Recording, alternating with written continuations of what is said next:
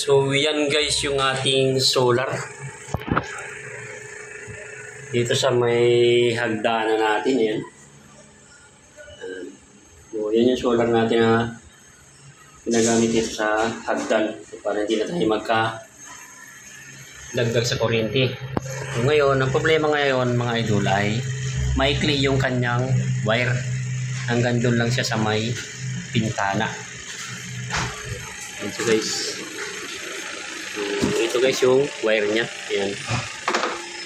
Yan. Tapos papunta siya doon sa pintana. Yan. So, yan guys yung solar. Hanggang dyan lang talaga yung wire. So, gagawin natin ngayon guys. Dudugtong natin siya.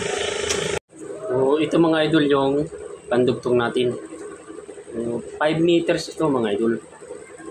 So, in-order natin to sa online.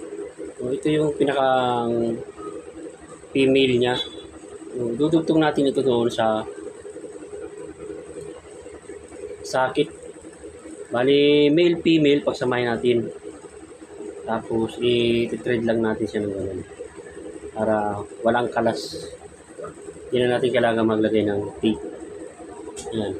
Ito zero yung female natin. Yan. Yung male, isalpak natin dito. Okay. So, ito na guys yung galing doon sa ilaw. Yan. Ito yung galing sa ilaw, tinanggal na natin yung pinutol muna natin para magadugtungan.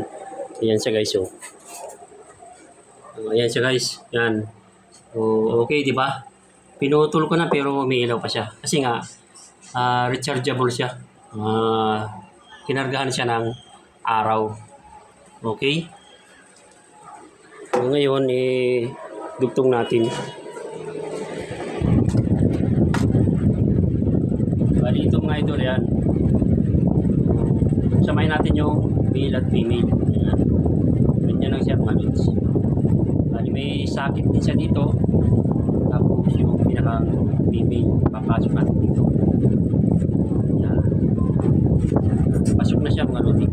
Huwag ninyong pipihitin ng paganyan kasi masisira yung dalawang pina na kaganon. Pipin yan, ganyan yan. Meron siyang dalawang gano'n niya, parang pin siya. Pero pag salpak natin ng gano'n, diretso lang. Huwag na huwag yung pipihitin kasi mapuputol. So, maglalak dyan itong thread. Yan. Ganyan lang siya. Yan. May ito lang. Ipita siya mga lods. Ngayon, idugtong naman natin doon sa kapila. Ito. Okay. So, ito naman yung sa kapila mga lods. Yan. I-salpak lang natin dito. Yan. Tapos, i-thread din natin ng ganyan. Yan. So, ganun lang kasimple mga idol. Tapos, itong kabila, dito sa kabila, yan. Iikot natin.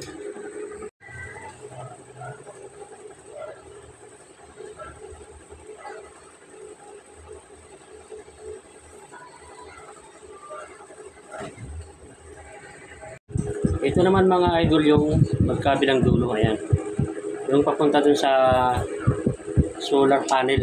Ayan. So, ito yung karugtong niya. Ayan. May butas.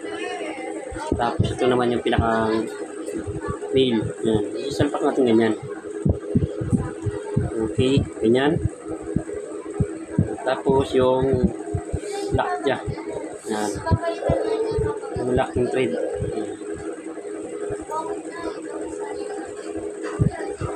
So, ayan siya, nakadugtong na siya. So, mahaba na yung wire ng solar. So, ngayon mga idol, yung solar panel na yan. Pwede nating ilipat doon sa may halaman. Yan. Kasi andun yung init ng araw. Dito kasi sa may bintana, medyo mahina yung araw dito. Tapos patagilid pa yung sinag. So, doon natin nilalagay sa may halaman. Okay?